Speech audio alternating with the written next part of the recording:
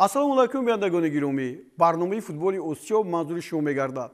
Инак дастаи мунтахаби Тоҷикистон баъди ҳунарнамоии зебои муҷалло ки Осиёро ба ҳайрат овард ба Душанбе баргашт.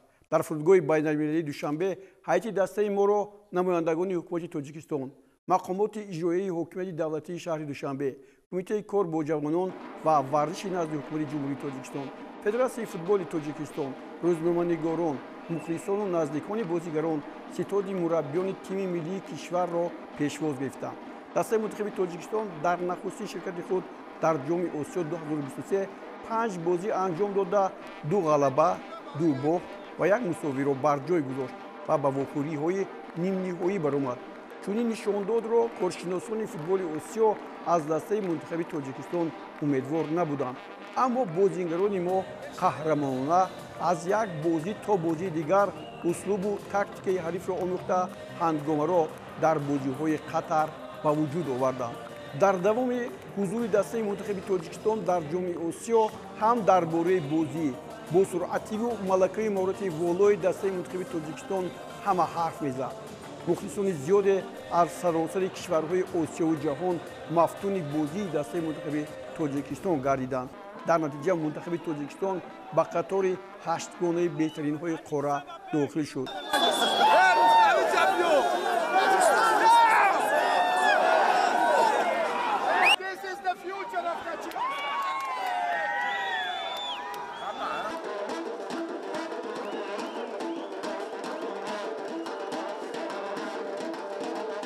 миннатдори худро ба мухлисон мерасонам. омада моро то қатар дастгирӣ карданд ва онҳое ки натавонистанд биёянд масалан то қатар моро дастгирӣ кунанд, то телевизионҳо то ҳама ҷо тамошо мекарданд. дуои онҳо буд ва ҳар якашон дасташон дар накунад. мо боварӣ доштем аз худ, вале мухлисои футболи Осиё аз тими Тоҷикистон боварӣ надоштанд ки мо аз гурӯҳ мебароем, вале мо ҳам аз гурӯҳ баромадем, ҳам аз ҳаштяк ниҳоӣ баромадем ва мо хеле шодем ки дар ҷаҳон футболи тоҷикро ин гуна дар сатҳи баланд муаррифӣ кардем.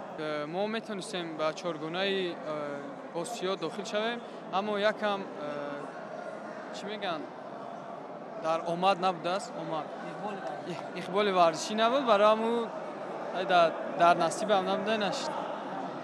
аммо метавонистем чиё шонсҳо бисёр буданд, барои ядум шонсҳои барои голзанӣ доштем, натавонистем истифода бурдем.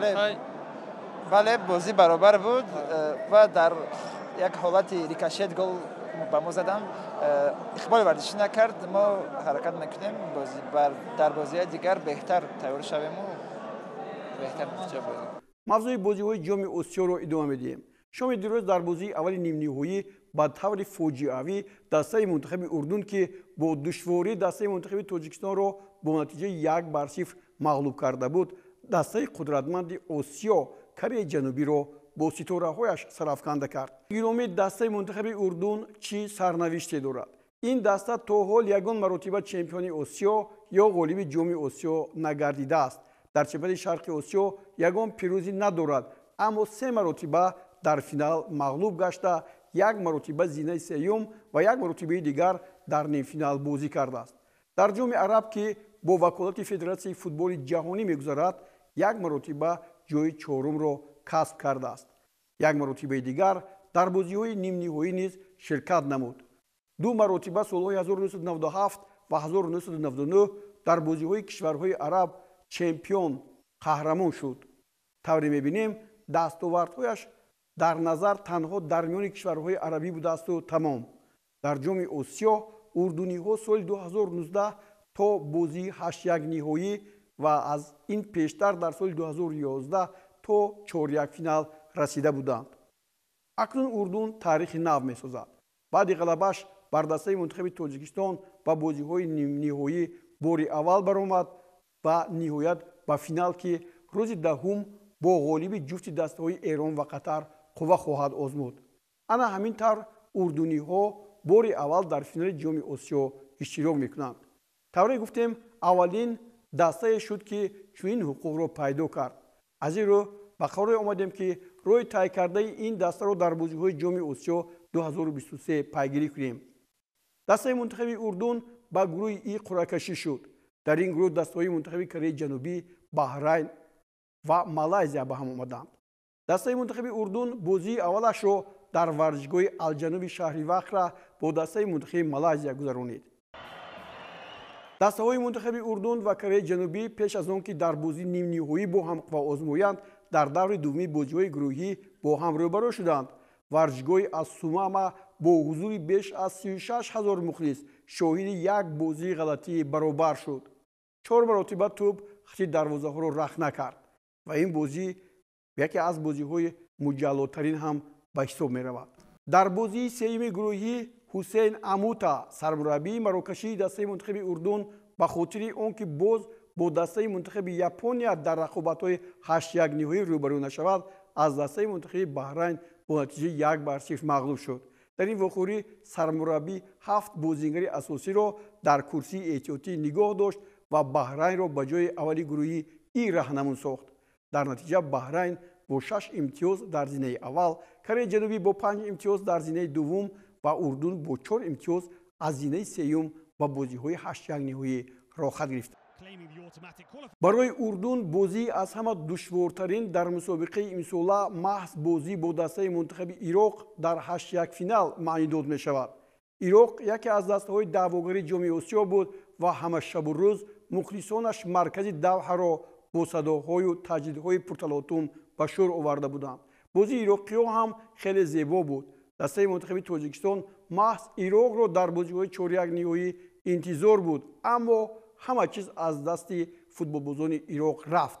ин ҳамон лаҳзае буд ки Айман Ҳусейн дар дақиқаи 77 аз майдон ронда шуд. бозии 4-1 ниҳоии ҷоми Осиё дастаи мунтахаби Тоҷикистонро бо Урдун ба ҳам овард. гурӯҳи мураббиёни дастаи мунтахаби Тоҷикистон дастаи мунтахаби Урдунро хуб медонистанд. мо дар душанбе бо ин даста дар доираи бозиҳои интихобии ҷоми ҷаҳон 2026 бозии даври аввалро баргузор карда будем. дастаҳо ба майдон омаданд. инҷо варзишгоҳи ҳамон Аҳмад бин Алӣ аст ва ин варзишгоҳ барои мо варзишгоҳи бобарор аст, гӯем хато намекунем. зеро дар бозии гузашта дар даври 8-1 ниҳоӣ мо маҳз Амороти Муттаҳидаиро дар ҳамин ҷо шикаст додем ва имрӯз ҳам умед дорем ки дастаи мунтахаби Тоҷикистон дар муқобили дастаи Урдун пирӯзӣ ба даст меорад. ҳоло оҳиста оҳиста тавре мебинед мухлисон ба варзишгоҳ дохил мешаванд. 4032 мухлис мебарад ва аз ин роҳ барои ҳамаи мухлисони Тоҷикистону Урдун басандагӣ мекунад. албатта табъи футболбозони мо болида аст. навакак мо дар вохӯрӣ бо президенти Федератсияи футболи Тоҷикистон Рустами Эмомалӣ ва ҳамчунин футболбозон омадем. гумон мекунам ки наворҳое ки ҳоло тайёр мешавад ба шумо пешкаш мекунанд ва мо бошем дар бораи дастаҳо мегӯем. футболбозони мо дирӯз дар машқҳои онҳо будем. бисёр ҳам табъашон болида аст. медонанд ки онҳо таърихи футболро месозанд. онҳо барои мардуми Тоҷикистон шодию нишод меоранд ва имрӯз аз суханони президенти Федератсияи футболи Тоҷикистон Рустами Эмомалӣ ҳам ҳамин чизҳо гуфта шуд.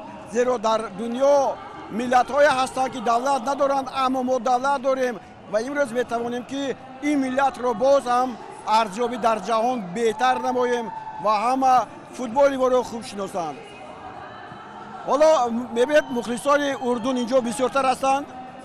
баъди корти сур гирифтани Амадони Камолов имрӯз сармураббии дастаи мунтахаби мо танҳо ба ҳамин футболбозоне ки ҳоло ба ҳайати асосӣ дар майдон ҳастанд боварӣ дорад ва ӯ ба мо гуфт ки ҳама бозингарон дар ҷои якдигар метавонанд якдигарро иваз кунанд, вале ин гурӯҳ эътимодноктар аст. онҳо дар бозие ки бо Лубнон буд 4 гол заданд ва ҳоло бошад бибинед ки инҷа дар муқобили дастаи мунтахаби Амороти Муттаҳидаи Араб боз ҳам як корномаи дигар карданд. аммо чизи дигарро ман мехоҳам ба шумо гӯям. имрӯз мухлисони Тоҷикистон боз ҳам шуморашон бештар мешавад, барои он ки инҷо қатариҳо бо парчами Тоҷикистон омаданд, Судон ҳам бо парчами Тоҷикистон ва Сомалӣ ва чандин давлатҳои араб маҳз ба дастаи мо мухлисӣ мекунанд. ман намедонам сабабаш чӣ бошад.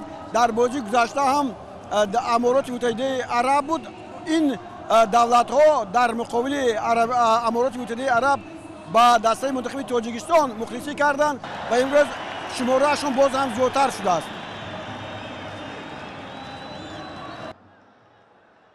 پتر شگر در بازی نیم‌نهایی همون حیاتی که پسندیده بود و در حیاتش رستم یتیموف، زهیر جورابویف، منوچهر سفروف، وحدت حنانوف، پرویز عمربویف، علیشیر جلیلوف، علیشیر شکوروف، شیروانی مبادچویف، احسان پنجشنبه، اختر نظروف و شهرام سمیف رو به میدان آورد. بازی مثل همون بازی‌هایی که پیشتر بودن نمی‌شده بودند همین گونه بود. هجوم‌های پای در پای ما گاهی در خط مدافع خوب بازی می‌کردیم، اما لات برداشتن شهرام سمیف در دقیقه 29 وفوری و او رو عوض کردن بازیگر دیگری ما رستم صغیرов کمی هم باشد کاری ما رو دشوارتر کرد. شهرام سمیف در 3 بازی آخری که دسته منتخبی تاجیکستان داشت خود را مجلو نشان داد و از جانب متخصصان بهای بلند هم گرفت. عجب نیست که روزهای نزدیک او را دسته‌های عربی به هیئت خود دعوت کنند. به این نگاه نکرده فوتبالبازان ما چندین شرایط خوبی گل زدن را پیدا کردند. یک ضربه آنها به توی دروازه هم زد.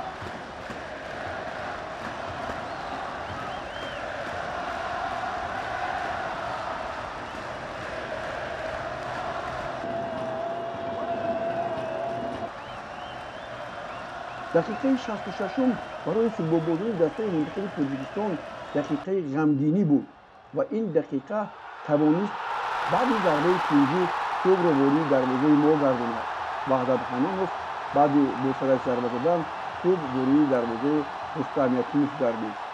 برای برابر کردن حساب تمام کوشش‌ها به خرج داده شدند، اما چی میگوید که امروز وقتی ما نبود و آمد نکرد و فوتبالبازان دسته منتخب تاجیکستان با حساب 1-0 مغلوب شدند.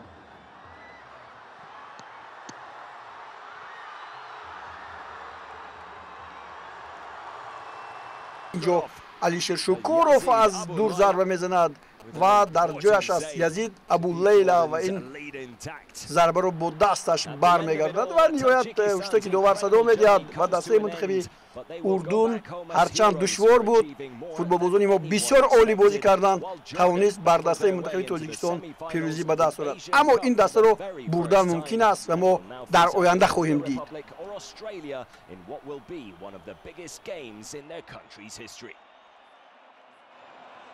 Очень досадно и обидно проигрывать на такой стадии.